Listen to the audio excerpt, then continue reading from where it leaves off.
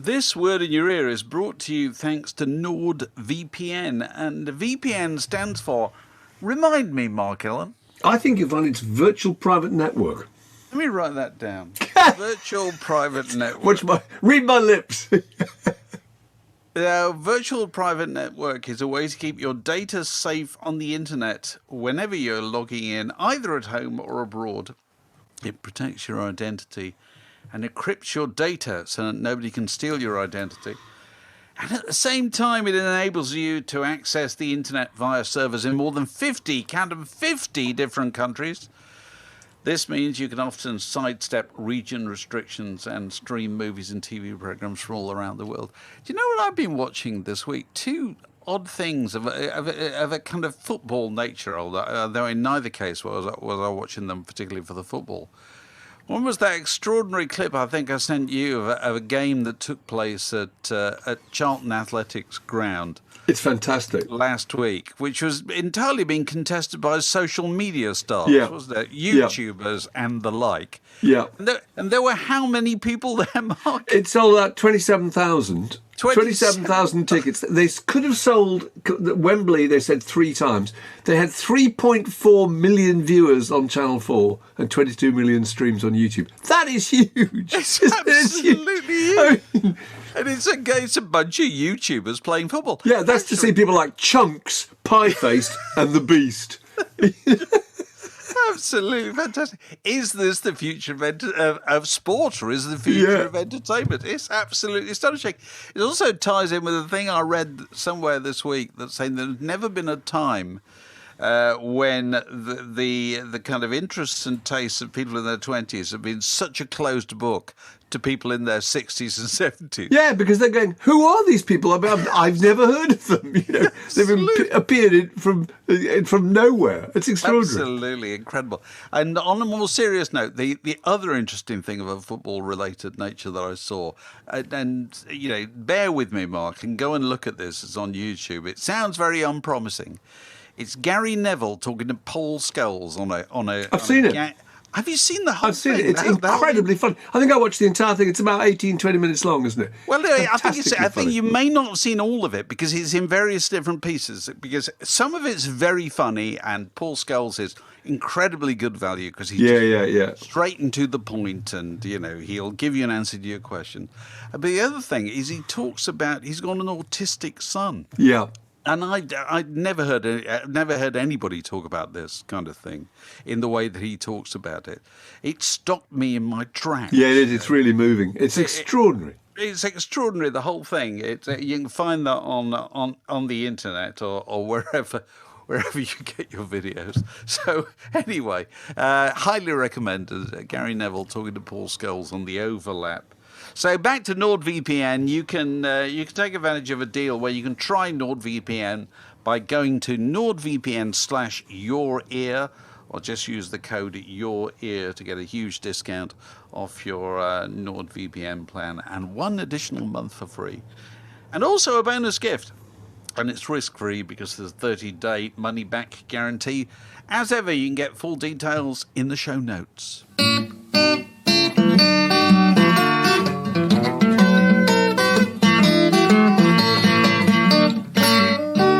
You're listening to a podcast from The Word. Now, Mark Ellen, here are a bunch of tour dates that have been announced for the UK for May and June next year. And I'm going to tell you the venues, and you're going to tell me who the act is. Okay, you ready? In May, Ashton Gate Stadium, Bristol, football stadium, okay? Building Society Arena, Coventry. And then in June, 2 dates at Old Trafford in Manchester. Arctic Monkeys. There you go.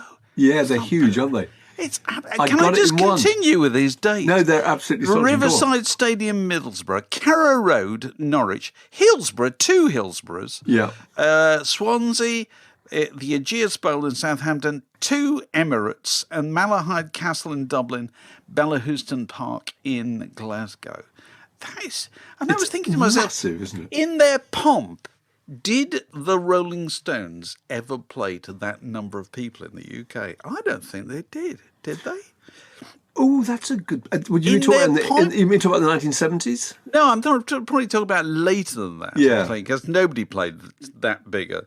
No. Those are similarly big shows in the 1970s. It got bigger later on. Yeah, they were sort of. But even U2 U2 and people like that at the height, did they play to that number? I don't know. Well, they must have done a few Wembleys, but I mean, I agree with you because Arctic Monkeys, who Arthur and I absolutely love, is one of those rare things when they happened, which must have been in about, I don't know, 2005, when we were at the Word, actually. I can remember Andrew Collins and I both discovering them and discovering that they somehow activated something in our kind of inner teenager that made you think it would be fantastic to be 18 with the Arctic Monkeys around. They're just such an interesting group. But then they kind of went to America and they sort of disappeared. And then they've come back and you had no idea how enormous their audience was. And I'm quite sure they'll sell those. I mean, they've done a couple of headline Glastonbury's and stuff, but that's huge, isn't it? That's absolutely huge. And also, it won't be cheap. So, I can't help thinking, just how much money are they making out of those kind of shows?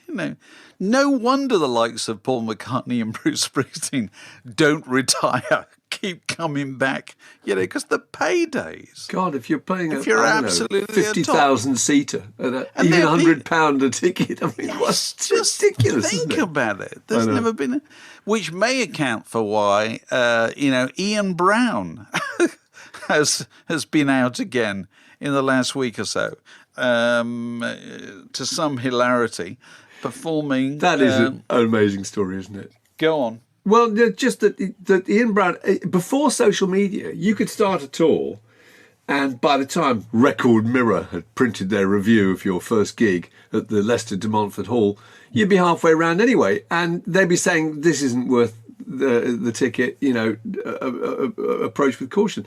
But with this, there was just an enormous explosion, wasn't there, instantly on social media saying, this is unbelievable. I paid £45, £50 for a ticket to go to a 3,000-seater venue to see Ian Brown with no band. Just Ian Brown with Ian Brown karaoke, Ian Brown with backing tapes, wasn't it? Somebody described him as butchering his own tunes.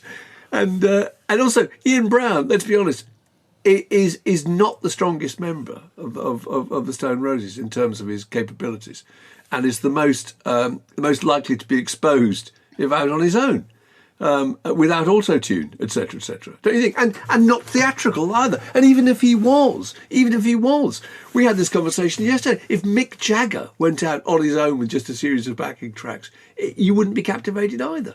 It's about bands, that's the key. That's the key thing to me.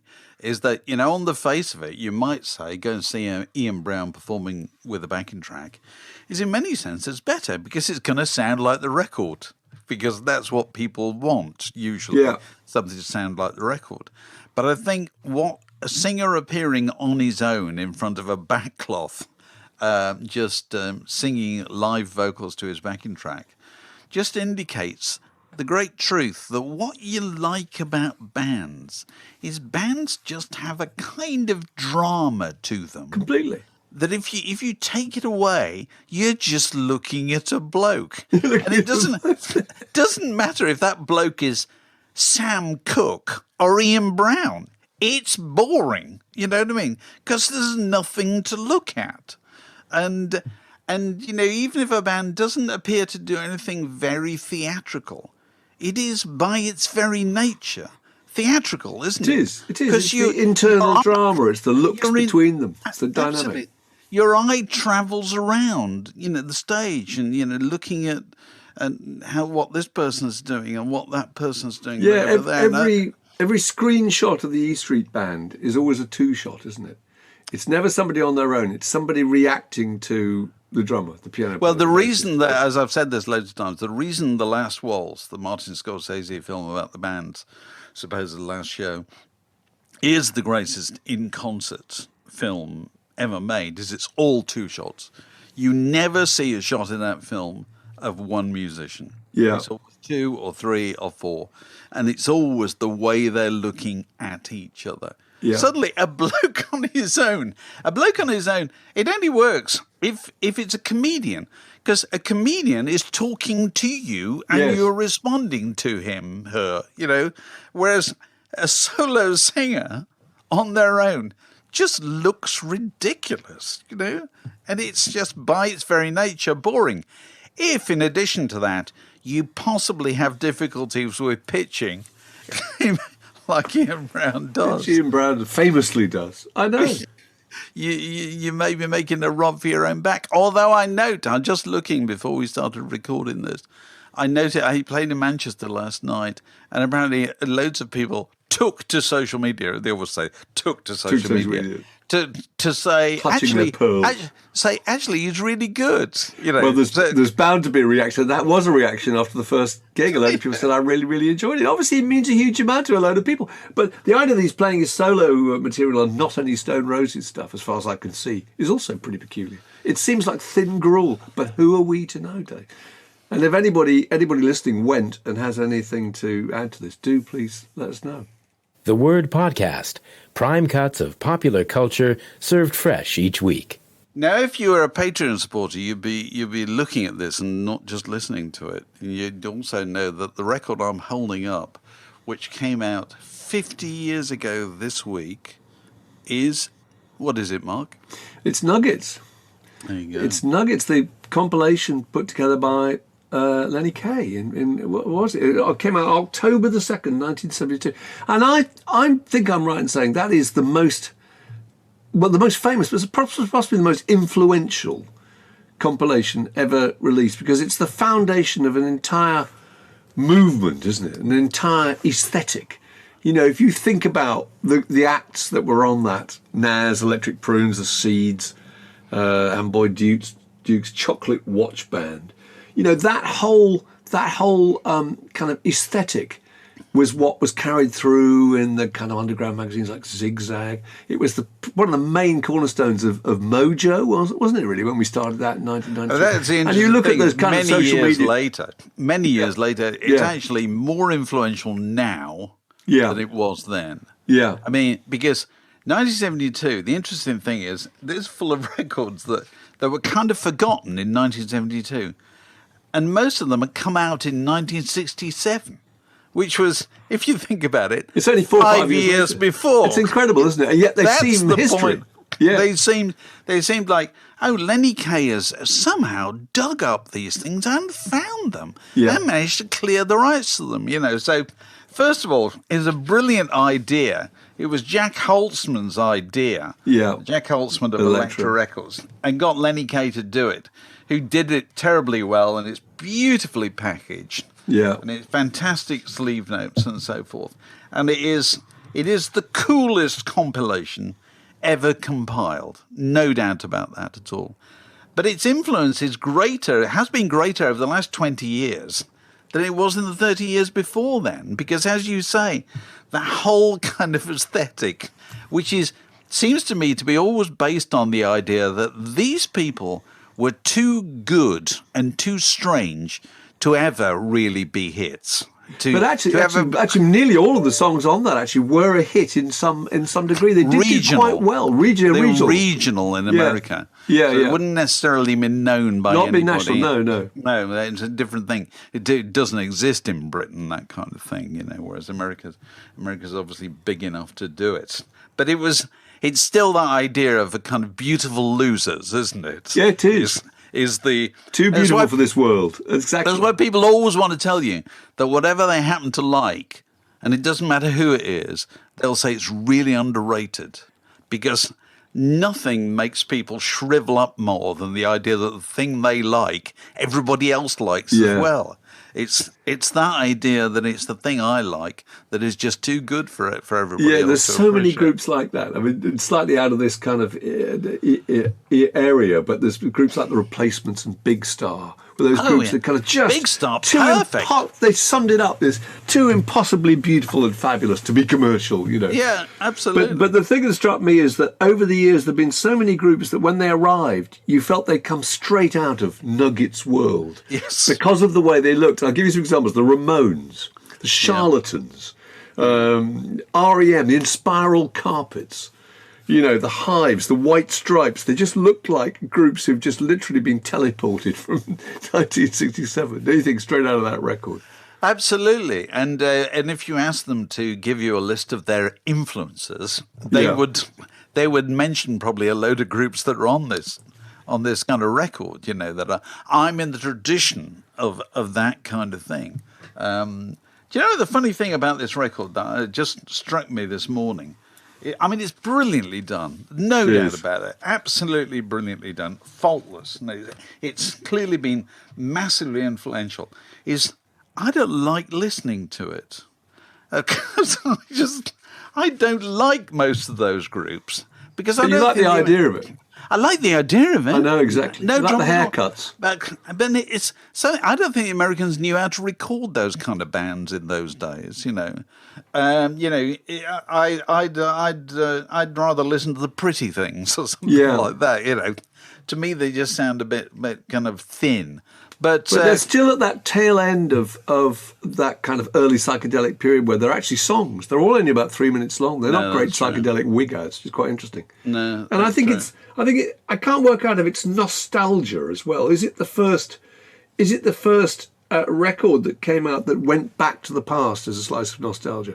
There had been. It's certainly one of the first. I can't immediately think of any others of that. Because all the samplers that came out in the early 70s, in the UK, that was new stuff. That's totally different. That's brand new stuff, So, and Robert Johnson, when that came out in 61 or whatever, okay, that was music from the past, but that was the first time you'd ever really been able to hear it. It wasn't nostalgia, it was just the stuff to listen to.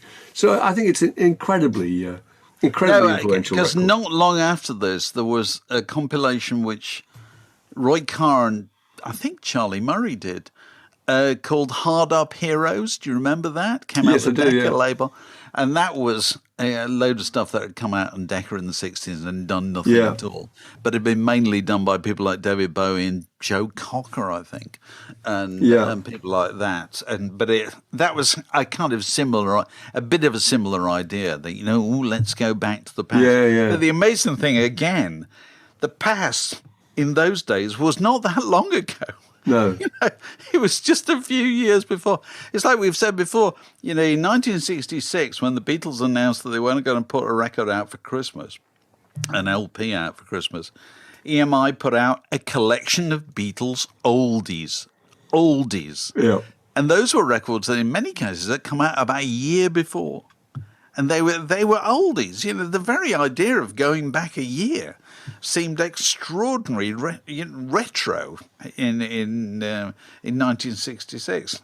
Whereas nowadays people go back many, many years, And that's 90% of what it's all about, isn't it? It is. Much more, actually. It is. Back catalogue. The past seemed to be narrower in those days, whereas now it's absolutely enormous.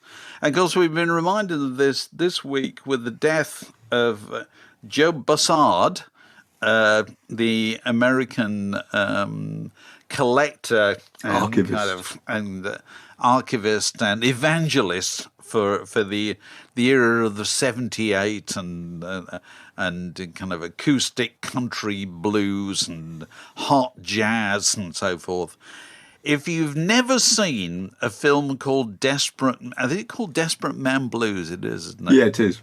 Desperate Man Blues. Make all haste to go and see it because it's, I don't know, about 10 years ago. And it's about Joe. And he's such an interesting guy, isn't he? Oh, my God. I read a little piece about him, and the headline was, Joe parties like it's 1929, which is so great, because he was collecting, groups like the Ross Deluxe Syncopators and the Beale Street Shakes and Longcleave Reed and Little Harvey Hull. And it's all 78, isn't it? And if you think about it, had he not, and he had, I think I'm right in saying, 25,000 78 records. I mean, that's astonishing, and made a living out of, well, A, broadcasting, and B, buying records and I think occasionally selling them on. But also he started a label where he recorded old-time music, didn't he? New versions of old-time songs. Well, he made a living out of it. His first person to record John Fahey, I think. Yeah, John Fahey, exactly. Very early on. He's one of those characters. You watch that film and you think, wow, God, what an extraordinary person. But then you occasionally see glimpses of his wife and daughter and you think, my God, what's it like to live with Can you imagine?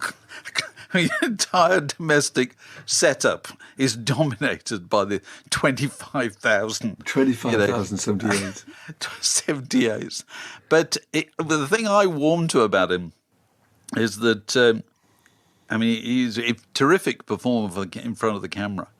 A large cigar usually smoked as he listened to some old fiddle tune and stomped his very enthusiastically, incredibly enthusiastically. That's the thing I love, and really winningly. Actually, when he did that, you couldn't help but love him. And he wasn't collecting those things for kind of serial numbers or because it was some kind of autism. No, he genuinely loved the music. Totally loved it. Loved the music and thought it would recording. disappear. Yeah. And he used to accumulate this stuff. He lived in Maryland, I think, and over the years, just used to go to houses in the South, and he'd go on the other side of the tracks where traditionally the black population lived, and he would go knocking doors house to house and say, "Have you got any records?" Yeah. And increasingly, people didn't really know what he meant by records, and he had to explain that he wanted these big round things that were. Oh yeah, there's a bit in the film where did you see the bit where he goes to knock on the door of a place that appears to be an illegal moonshine still? And it's fantastic. And he suddenly thinks he's made a terrible error, and these people come out with guns, and then they say, "Hang on, you're Joe Bussard. We listened to you on the radio. Fantastic, come on in." So he had a kind of local fame too, didn't he? Yeah, he did. But I mean, the only way you found these records was, going around in houses, and you find them in the basement where they've been laid ignored for 40 years or something. But the thing I really liked about him was that he was categorical in his views about what was good music and what was bad music. So he said, after 1932, it's all over. He said jazz ended in 1933. He said the last good country song was Jimmy Murphy's "I'm Looking for a Mustard Patch," which came out in 1955. And he was absolutely categorically, that's a fact. And it's indisputable. I like that. I really like that. Sorry, but you're wrong. Yes. And anyway, if you've never seen Desperate Man Blues, do go and see it this weekend. It's fantastic. Joe Bussard. This is a junction in the word podcast. It separates that bit from this next bit. We love talking to our Patreon birthday guests, don't we? And we did recorded a couple of fantastic ones this week. So interesting. And we had Phil Turner, who was telling us about... he'd been seeing Roy Wood no end of times, and so he could tell us the shape of an evening with Roy Wood. There's intelligence I consider very valuable. It was so well observed, and all about his Christmas shows. You'd seen his Christmas show countless times. He said the key factor about his Christmas shows is they never changed. They had exactly the same set list, which worked year in, year out. Also the whole idea that Roy Wood was massively underrated because your association with Roy Wood is a kind of bad-looking geezer with a with a kind of knotted beard, isn't it? And somehow it's hard to take him seriously, and yet was an absolutely fantastic and prolific songwriter. So in some respects, his own worst enemy. Very interesting. I've also realised in the course of that exchange that we've just had that Roy Wood and Ron Wood are two rock stars separated by a single letter. Can there be any other examples where you could say the same thing? Oh, that's good. We await your feedback. And the second birthday guest that we talked to, a birthday Patreon supporter that we talked to this week, was Matthew Elliott. And Matthew was unique. We recorded this first thing in the morning, which suited us, but it also suited him because he's a teacher and he had to do it in the classroom while one of his colleagues waited at the classroom door to keep 4B from streaming in. Eventually he said, I'm going to have to go. They were kind of banging on the door. We wanted to come in and wave at the camera, actually. Oh, sir. Yeah, did you tell him about your Elvis Costello collection? Yeah. He was fantastic.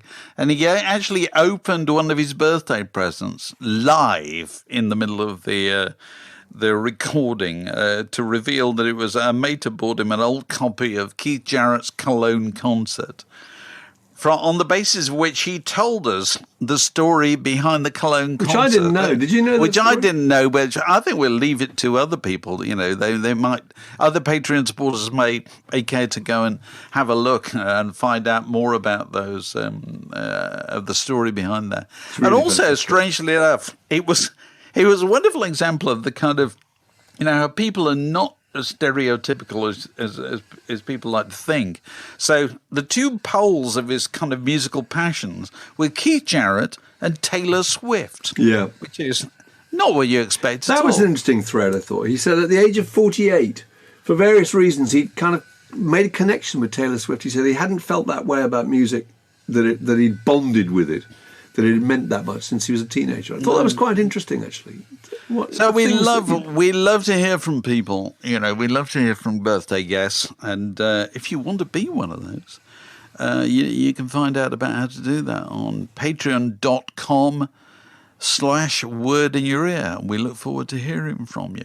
What else have we got to talk about, Mark? Well, I thought the new Bruce Springsteen, the R&B covers album was interesting because Springsteen is doing a whole record, isn't he, called Only the Strong Survive, coming out in November, I think, where he's covering a load of Debbie Gray and Commodores and Jimmy Ruffin and Diana Ross and Four Tops Walker Brothers songs. And it made me think of other kind of cover version albums that I'd loved, of which there are quite a few, actually. And you wonder why, when they come out, it's so exciting, yet they're kind of, maybe it's just the novelty of them disappears. But I tell you one I always adored was Moondog Matinee by the band, right, which is an absolutely amazing. It's got Ain't Not Got No Home, Holy Cow, Third Man Theme, Promised Land. There it is, in fact. I've got it here. And Rick Danko singing A Change Is Going to Come by Sam Cooke, it's just an absolutely gorgeous record. One of the records I've played most in my life, actually. Yeah. That's a good record. Yeah. I think the Springsteen Seeger Sessions record is good too. Mary Daly That's a very good record. And actually, when he toured with that Seeger Sessions band, it's one of the best shows I've ever seen in my life. Yeah, it was. That was. How was the audience? Fantastic. No, I saw him at Wembley. Did you?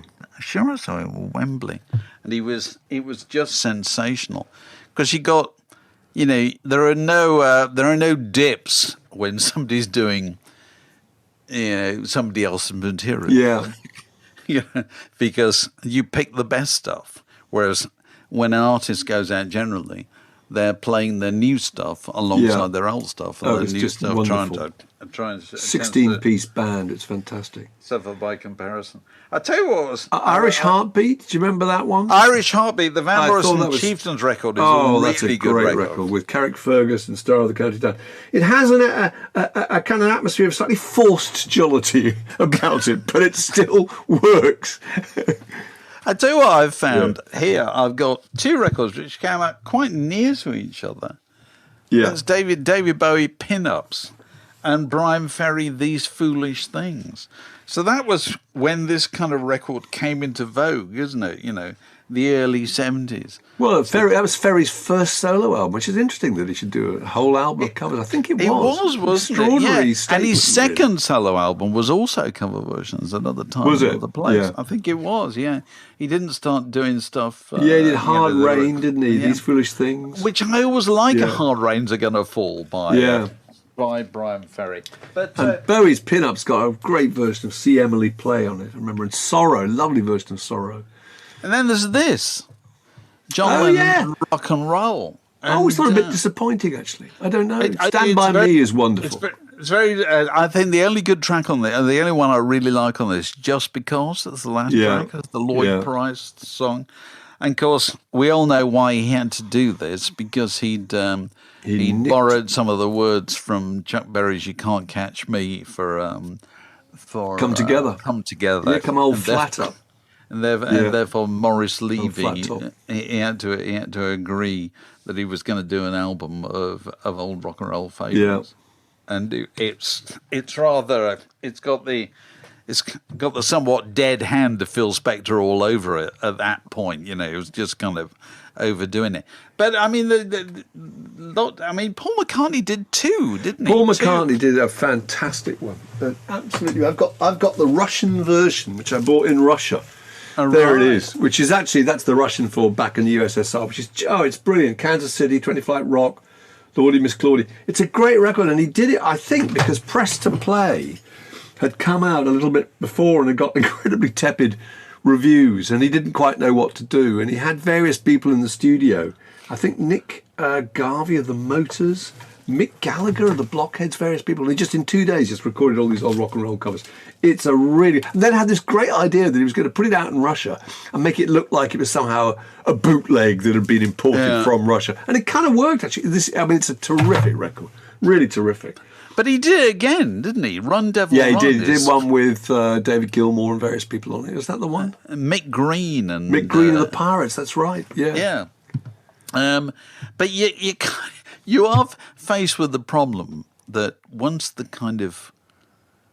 novelty of having an old catalogue done by an artist that you feel a bit closer to, once that's gone, you're faced with the fact that they're never as good as the originals. No.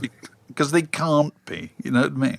Because the originals are kind of inimitable, aren't they? You know, Yeah, absolutely. It's, Bruce Springsteen, Unless you're trying to just do massive reinterpretations. There's a Cat Power record called the Covers record, where she does a version of Satisfaction by the Stones, which is really good, but it's just it's her being arch, really, And there's a great... Let me guess. I think I don't know. I think I probably have heard that record, but let me guess. A kind of, if you're doing a kind of alt reinterpretation of kind of old favourites, Satisfaction or whatever, doesn't that mean you just slow them down a little? You slow them down and do them slightly weirdly, with very little instrumentation. Just basically slow them down. Yeah. Slow them down, and by slowing them down, you make them less popular, don't you, generally speaking? Because, up-tempo is what tends to work. I mean, singing, if you're going to cover a song by the Four Tops, you have to kind of fancy yourself a bit, don't you, really? I think, yes, I'm going to do Levi Stubbs' vocal, in my own narrow range, Well, it's like the whole business of doing Alleluia, isn't it? But Alleluia is like throwing down the mantle. It's saying, I am now going to. This is a showcase for me. I'm going to show you what I'm capable of. But it's a high bar. No, good. Odetta sings Dylan. That's a good record. Do you know that one? 1965. No, I don't. Really good, because they'd both been at the Civil Rights March and performed, I think, in 1963. And she does all these kind of civil rights. Dylan songs with God on Our Side, Times They Are A-Changing, and Masters of War. That's a good record. Do you know what the best and American is? Recordings by Johnny Cash. Not bad, I think. Bird on a Wire, his version of Bird on a Wire by Leonard Cohen. No, Brilliant. it's very good. It's very good. But do you know what the best is of all these records? Better than Moondog Matinee? Sure. Yes, better than Moondog Matinee. I'll tell you what it is. Go on. It's the first Rolling Stones album. Oh, okay. The first Rolling Stones album is all but 2 tracks. Yeah.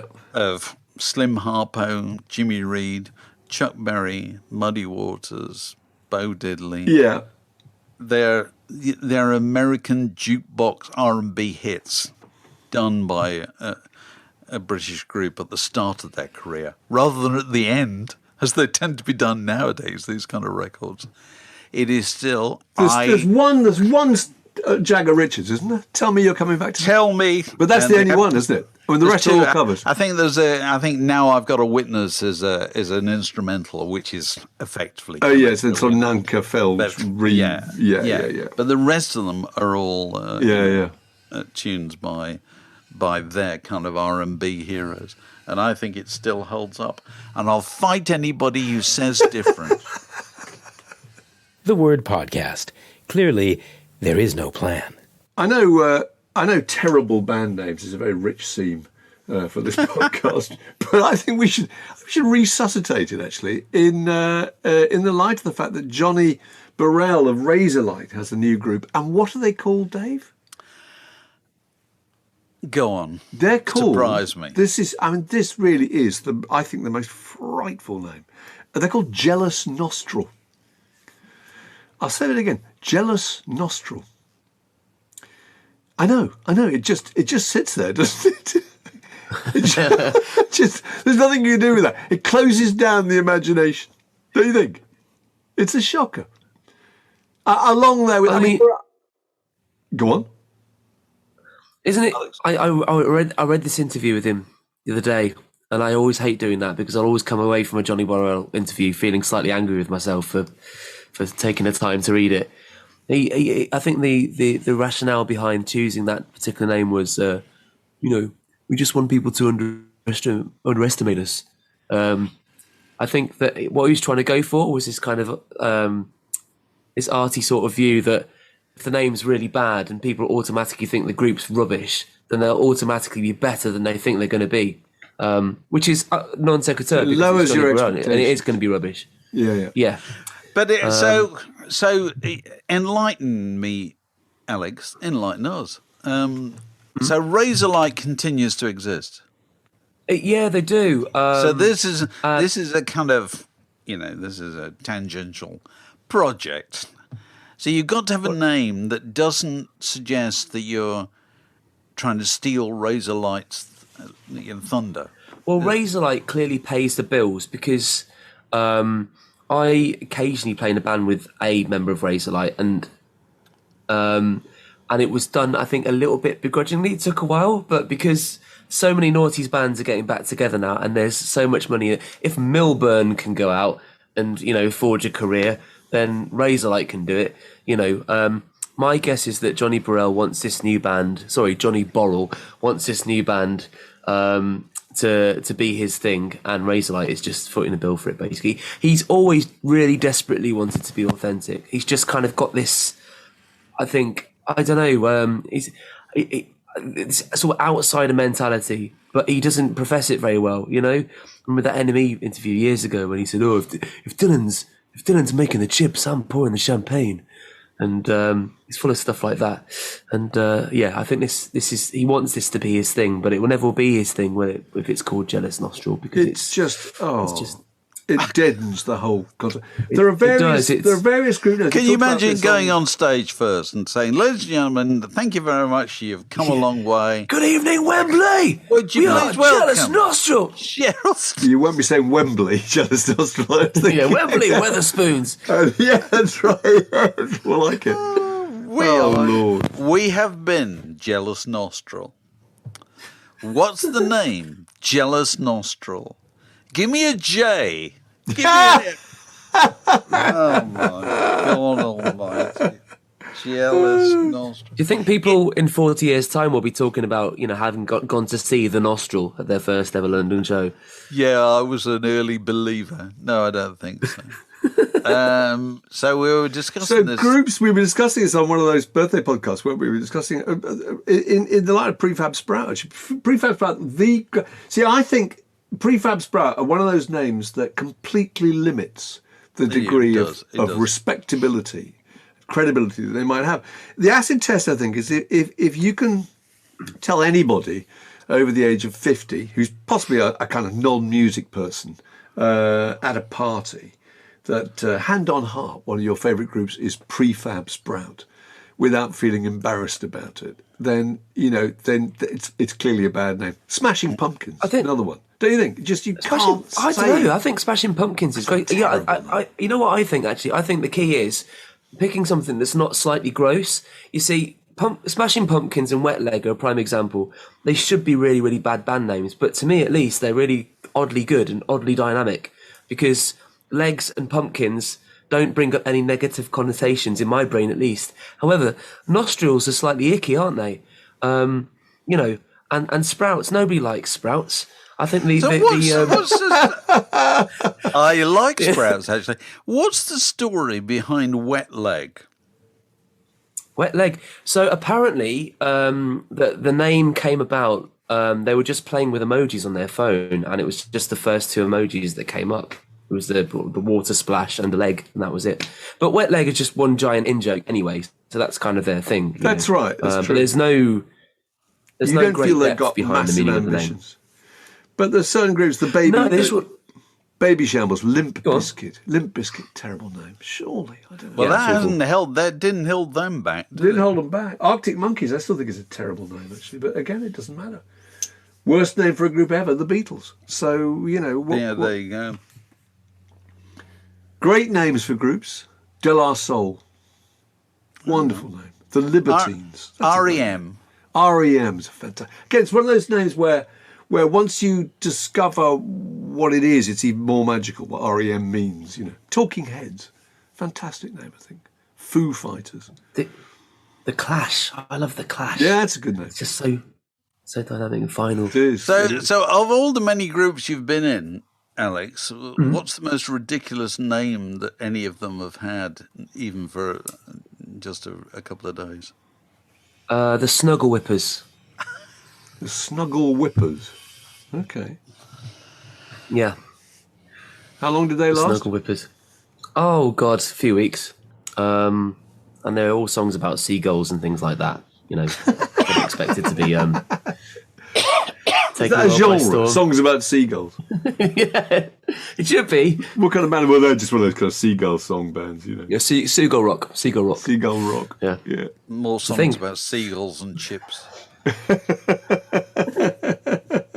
There's a band called, I just remembered this, there's a band called Ken Dodd's Dad's Dog's Dead. Ken Dodd's Dad's Dog's Dead. Yeah. We used to do Just these simultaneously. as page fillers on Smash Hits back in the day. You know, let's do a list of 10 terrible band names. Danger Quintin, there's a dog. The dog behind you. That's right. That kind of. Dogs die in hot cars. That sort of thing. Yeah. You know, because the entire crew of the HMS Ark Royal was a band called that. I can remember. I thought it was quite funny. Actually, have I told you that I keep a spare band name list? I keep a spare band name list on my phone, just in case anybody needs to form a band at really, really short notice. Get it out! Have you got it there? Go on. Get it there. That's a really good idea. I've got them covered. Got you covered, mate. It's all right. Here we go. Oh, this is brilliant. I'll give you a band name. There we go. So this is, Alex, get this straight. When did you just jot phone. these down when you're in a bar or something like that with a load of other people thinking about it? Whenever somebody says something that I think might make a really good band name, I'll just try, or a really terrible one, I just jot it down. So I'll go through a few. Intermittently Chickens. Johnny Woman. Johnny Woman's my name. Johnny I came up with that. Yeah. I think you did actually. Yeah. It's a good name. Care. Successful Failure. No. Second Terrible. Dinner. And Quiet Party. Fat Salad. I've got Fat Salad's good. That's a really good name. Clearly a drunk one because I've got High Praise, then High Praise Indeed in brackets album, then Hugh Praise, then Hugest Praised, then High Praise in brackets with full stop. It's very specific. Got all bases covered there. 84 Days of Muesli. Not bad. It's so John Peel, isn't it? So John Peel 82. Potential Steve. And then I've Potential got Steve. Meat Raffle. Meat Raffle's two good. separate words. Then Meat Meat Raffle's Raffle, two separate words, lowercase. Then Meat Raffle, one word. Again, just in case there's, some pernicketiness. Historians of the Future, Soup Fantasy, and it goes on. I've never been in a group, but if I was in a group, I'd think of the name first. I can never believe... Before you joined. I can never believe that the bands, we did a load of gigs before we had a name and then we suddenly needed a name. I thought, God, how could you possibly do that? Do you find that that's what people do, Alex? I don't really know because I've been playing other people's music. I've been pretending to be other real musicians for so long now. I've kind of forgotten what it's like to form a real band. A real band. Yeah. Well, you've got a list of names if you do that. So, that's a good thing. But mark my words, the best of those names is Johnny Woman. I'm sorry, it's a great name. It's a great name. You can have it's a women group, it's a men group, it's a mixed group, it doesn't matter. Johnny Woman. This podcast was brought to you by The Word.